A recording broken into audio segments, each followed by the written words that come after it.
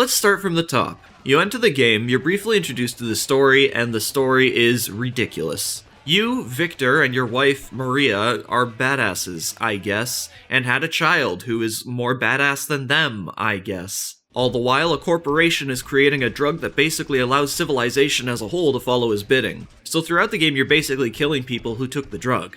Eventually, the corporation steals your child and, kinda spoiler alert, but who cares, begins making massive powerful clones of him that are brainwashed into serving their needs and killing those that stand in their way. Essentially, just Victor and Maria. Now, as you make your way to the corporation to destroy their plans and reunite with your son, you'll be fighting off horde after horde of unique enemy types, most of which will share the same sound effects. Oh, also some bosses here and there, but most of them are downright bullshit. Anyways, as you physically start the game, you should take notice of the obnoxiously loud music that overshadows the voices and sound effects. That's obviously because they wanted you to listen to this kick-ass Rock'em Sock'em soundtrack. These are some of the most beautifully articulated pieces of musical genius that I've ever heard. Except I'm lying, and it inspired me to never touch this game again for so many years. When I get old, will it give me a watch? It doesn't really matter cause I can't tell the time. Will it be a digital? Will it be a real one? Anyways, put that damn music selection down. Once I did that, I finally heard all the wonderful sound effects like Yo Gringo and You're a Mine. I also heard the pigs, which sound just like sentry drones from Duke Nukem 3D for some reason.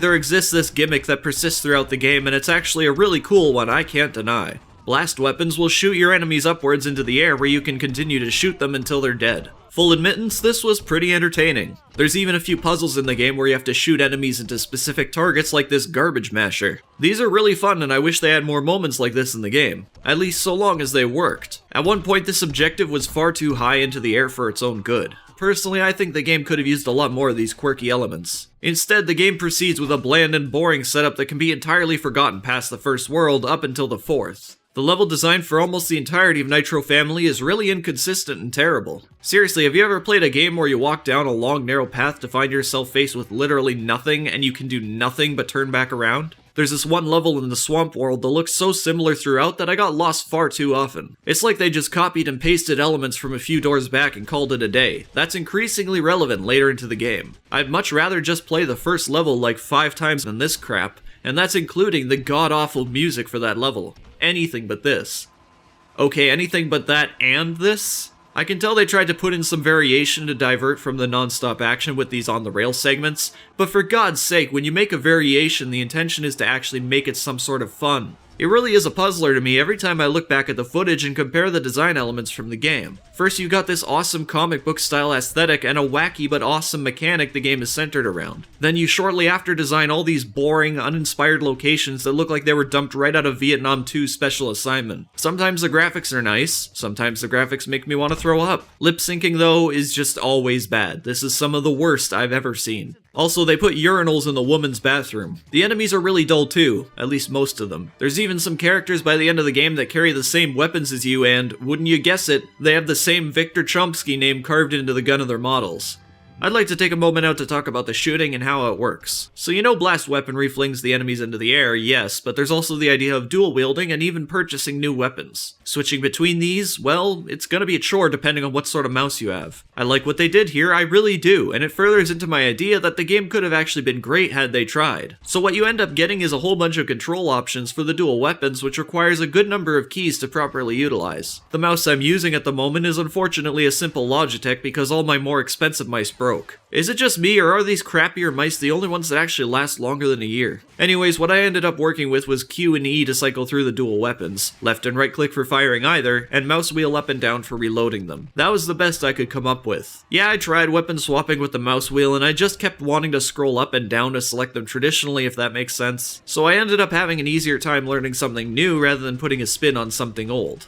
Then there's the purchasable weapons, which you're unable to include in the dual wield. To that I only ask, why not? They have alternate fire modes and the sniper really wouldn't work this way, but the fact that they exist outside your weapon wheel just means that you'll more often than not forget they're even there. The only real necessary one is the sniper, which is pretty much required for the very first level it's introduced in. Before going into it, I bought another weapon upgrade instead because, well, I didn't see a need for a sniper previously in the game, so why would I need it now? Boy, was I wrong. Speaking of upgrades, these exist to further clip size and speed of your existing dual-wielding weapons. I don't have much to say about them besides the fact that they exist and are kinda necessary the further you get into the game. What would have been nice is to have a way to purchase a larger health and armor bar. I don't know, have him drink some Red Bull or something? The health and armor in this game just isn't enough to get you through it. Ironically, some levels are filled to the brim with them, and then what seems like the hardest levels in the game have very little. It's almost like they planned for it so you wouldn't keep going through the game. I honestly think a lot of this game was designed for artificial length so you'd succeed past that receipt refund date.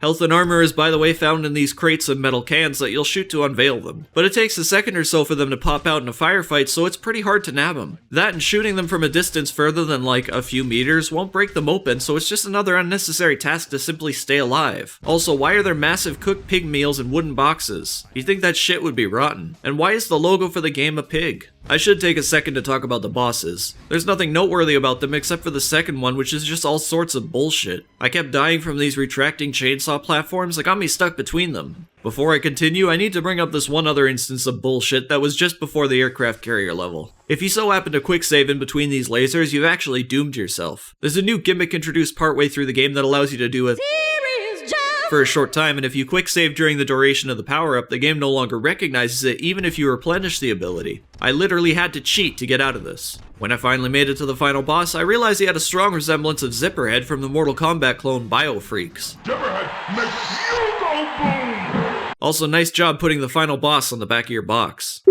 Before I close, I'd like to mention this last piece of the game, which is defined by these little credit card-esque items scattered at obscure locations throughout the game called Magnum cards. Don't let this be your excuse to explore the boring, lifeless terrain. It's not worth it. All you get for these in the end is the ability to cheat on your wife! Also, it's just a cock tease. Now with all else out of the way, let's get into the game's multiplayer. Oh yeah, you forgot about that, didn't you? This game has multiplayer. Online and LAN. The game's online mode was supported by GameSpy. It has LAN, so this works exactly as you'd expect. In fact, it's basically identical to the classic Serious Sam games. You load in, the character is exactly the same as yours. However, there's no option of player models, so you'll both play Victor with Maria on your back. Here I also notice you can change the blood options, also like in Serious Sam. That thing's green! Green! When buying weapons from Lisa, oh yeah, Lisa. Right, so she's a weapons dealer and essentially Nitrixa from the Sam games too. She gives you information and whatnot on the background and environment. So when a player is buying weapons from her, the player can still be hit. Kinda counterproductive if you ask me. Though if you die, you'll have to wait a long ass time to come back. How long? Hell if I know. Eventually it just let me respawn. To respawn instantly, I had to press the quick load option, which booted me out of the game and then put me right back in. That's real nice. In conclusion, this is a game to leave on the shelf, which is what I probably should have done, but gave in anyways. I like taking a look into weird old and obscure shooters, but this time I don't really think it was worth it. To put it another way, had I avoided this the rest of my life, I would have been content. Maria. Holy shit.